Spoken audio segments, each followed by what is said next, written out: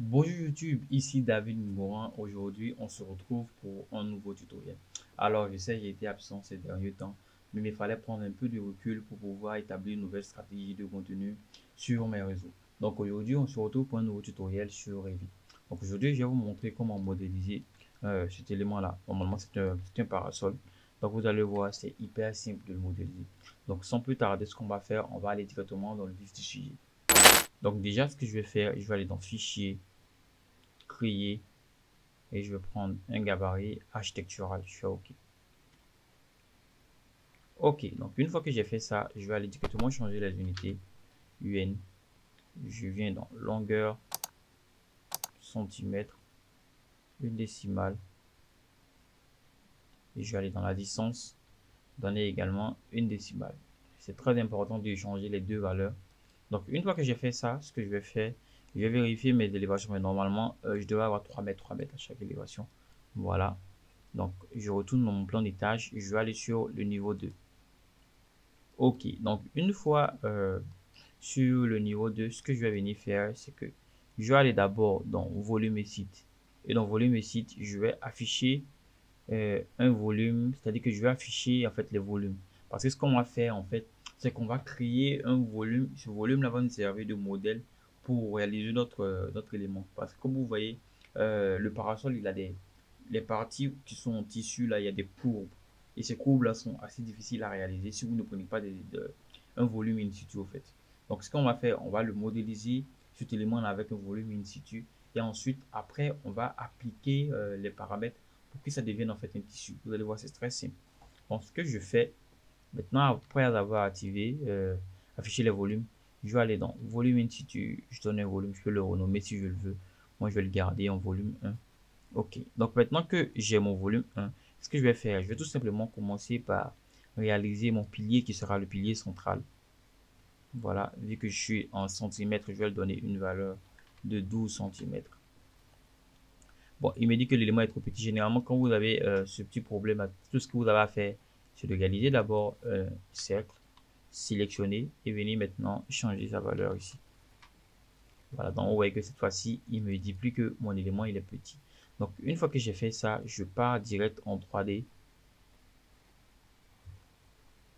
Voilà, donc j'ai mon élément qui est là. Et en 3D, ce que je vais faire, je vais maintenant sélectionner cet élément-là et venir en créer une forme et lui donner une forme solide. Et cette forme solide-là, je vais la sélectionner et lui donner une hauteur de 7 mètres 60. Donc je donne une hauteur de 7 mètres 60. Ok, donc maintenant que j'ai ma hauteur de 7 mètres 60, tout ce que j'ai à faire, voilà, c'est que je vais aller par exemple, je vais aller sur le niveau 2. Et sur le niveau 2, je vais maintenant réaliser en fait un rectangle qui va englober en fait tout mon parasol. Donc c'est super simple. Ce que je fais, je vais venir dans le rectangle ici. Je fais échappe d'abord et je vais enlever l'accrochage 3D pour éviter qu'il me place en fait les points de niveau. Donc je fais ça. Maintenant que j'ai fait ça, je vais en fait changer la valeur en fait de distance. Ici, je vais prendre 6,70. Voilà, et également ça que je vais prendre 6,70. Parfait. Ensuite, je vais faire tabulation pour sélectionner tout le quadrillage et le déplacer. Normalement, je peux le déplacer comme ça, mais j'ai besoin de trouver en fait de mon élément. Donc, pour trouver ce milieu là, c'est très simple. Je vais venir prendre une ligne. Ok. Donc le milieu, il est quelque part là. Donc je fais ça. Contrôle, je sélectionne tout. Je déplace légèrement. Je vais prendre déplacer. Partir du milieu, je viens, je place au milieu. Parfait. Cette ligne maintenant ne me sert plus à rien. Elle me servait juste pour pouvoir trouver en fait mon milieu. Donc maintenant que j'ai réalisé ça, ce que je vais venir faire, c'est que je vais venir maintenant réaliser mon arc. Voilà, pour l'arc, je vais venir prendre ça. Je fais l'arc de là. Voilà. OK. Et maintenant, je vais lui donner une valeur en centimètres de rayon. je fais tabule, sélectionne, voilà. Et ici, bon, j'ai fait des petites notes pour éviter de me perdre avec les valeurs. Donc, je regarde rapidement la valeur de rayon que j'avais assimilée. Je vais donner une valeur de rayon de 5,20 cm. Ok. Donc, maintenant que j'ai mes 5,20 cm ici, ce que je fais tabule, sélectionne. Et je vais faire un miroir. Alors, le raccourci pour le miroir, c'est DM. Donc, je fais miroir avec copie. Vérifier que copie est coché. Et je fais ça. Ok, donc on a maintenant fait un miroir. Ensuite, je vais faire CTRL, sélectionnant encore mon élément. Et cette fois-ci, je vais faire une copie à partir du centre. Une rotation plutôt avec copie. Je fais la rotation à 90 degrés. Et maintenant, nous avons ça. Donc, maintenant que j'ai ça, tout ce que j'ai à faire, c'est que je vais supprimer ces lignes-là parce que je n'ai plus besoin d'elles. Je supprime ces lignes et maintenant, après avoir supprimé ces lignes, ce que je vais venir faire, je vais venir prendre une nouvelle ligne, cliquer là, jusqu'à là. Ok. Le milieu, ok. Le milieu. Ok, normalement, si vous avez parfaitement pris les mêmes valeurs que moi, on devait avoir forcément le même résultat. Donc, maintenant que nous avons ça, ce que je vais venir faire, c'est que je vais venir juste placer des points, les points de niveau. Donc, je viens ici, je prends élément de point que je vais venir placer là, au milieu et également là. Je vais placer également un autre là,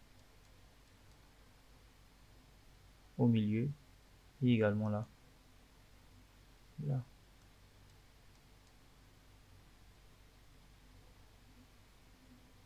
Au milieu et là. Ok. Ensuite, je fais encore ça. Bon, ici, je ne trouve pas le milieu. Pourquoi? Parce que la ligne, elle est continue au fait. Dans le milieu, normalement, ici. Mais c'est pas ce que je veux. Donc, tout ce que je vais faire, je vais d'abord placer un élément là, un autre là, là. Et je vais maintenant faire une segmentation. Bon, je sais pas.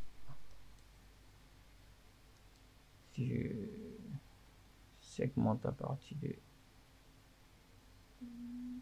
là, je vais prendre cette ligne. Tabule, je sélectionne la ligne. Détaché, ok. Et toi, est-ce que... Parfait. Donc, je vais prendre encore le point. Placer un point là. Et un autre point là. Ok.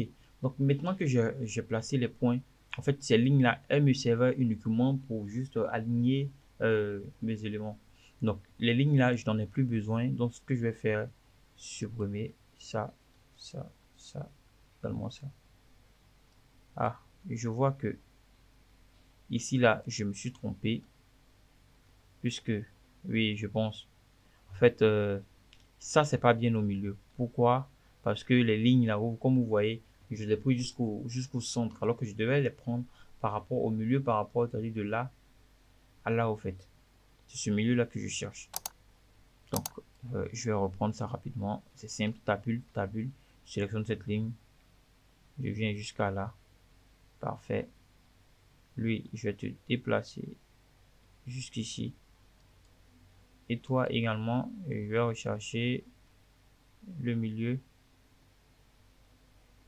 Il devrait logiquement être... Ah, c'était le milieu. Ok, c'est bien. Ça dit que j'ai juste déplacé ça. Donc, je vais vérifier quelque chose. Là, 230-88. 230-88, parfait. Ok, donc je vais prendre, continuer avec suite, tabulation, je sélectionne. J'étire jusqu'à là. On a ça. Également avec lui. Tabulation, je sélectionne. J'étire jusqu'à là. Et toi, je vais te voyez, jusqu'ici. Ok, donc logiquement également celui-là devrait être au milieu. Donc je prends mesurer de là à là, on a 230,88. 230,88, parfait. Donc maintenant je crois que tout est bon, tout est bon. Je fais ça, 136, 136. Parfait, ok. Donc maintenant que tous ces éléments là sont bons, comme je l'ai dit, on va juste supprimer les lignes. Sélectionner, sélectionner, sélectionner, sélectionner, sélectionner. Et je fais supprimer. Parfait. Donc on a 1, 2, 3, 3. Ok, donc maintenant que j'ai supprimé ces lignes, alors ce que je vais faire, je vais venir faire en fait une spline. Donc je vais utiliser une spline pour aligner en fait mes éléments. Donc pour ce faire, c'est très simple. Je sélectionne ces points. Voilà, je sélectionne les 3 points. Je vais venir prendre spline. Je fais ça. Je sélectionne, je prends la spline. Ok. Ok. Spline. Sélectionne les deux. Sélectionne celui-là. On a une spline. On a les deux. On a ça. Et on a une spline. Ok, parfait. Donc, maintenant que j'ai cette spline avec les différents points, ce que je vais faire, je vais sélectionner les splines et les points et en fait faire un miroir de l'autre côté. Parce que vous voyez que ça c'est pile poil, c'est le milieu. Donc, ce que je fais, je sélectionne, maintien, contrôle, je sélectionne, sélectionne. Je prends ça, également ça, également ça. Ok. Donc, maintenant que j'ai ça, je fais le miroir DM et je fais un miroir par copie. Je prends là jusqu'à là. Ok, c'est bon. Donc, une fois que j'ai maintenant réalisé cette partie, ce qui va nous rester à faire, c'est super simple. C'est-à-dire que je vais juste modifier en fait la hauteur. Si je pars en 3D, vous allez voir un peu ce qu'on a. Voilà. Donc, on a ça. Et maintenant que nous avons ça, d'abord, ce que je vais faire, je retourne au niveau de ces splines-là. Ce que je vais faire, je vais activer, les prendre comme référence. Ce sera beaucoup plus simple. Donc, je sélectionne toutes mes splines et je vais venir ici dans est une ligne de référence. Je vais cliquer sur ça. Donc, maintenant, ces différents splines-là sont devenus en fait des lignes de référence. Voilà. Donc, comme je vous l'ai dit, après avoir mis toutes ces lignes de référence, ce que je vais faire, c'est que je vais changer en fait la hauteur. Parce que comme vous pouvez le voir sur le parasol, tout n'est pas plat. On a des différences de hauteur à chaque niveau en fait. Donc, je vais déplacer en fait ces différents points-là. Je vais leur donner une hauteur pour ces différents points. Donc, je vais regarder. Je vois que la vidéo fait déjà près de 12 minutes. Donc, ce que je vais faire pour ne pas que la vidéo soit très longue, je vais la segmenter en deux. Donc, aujourd'hui, on va s'arrêter là. Et demain, normalement, je vais continuer le tutoriel, mais pour ne pas que la vidéo soit longue d'un coup, je vais la poster en deux parties. Donc, aujourd'hui, vous aurez cette partie-là. Demain, vous aurez le reste du tutoriel.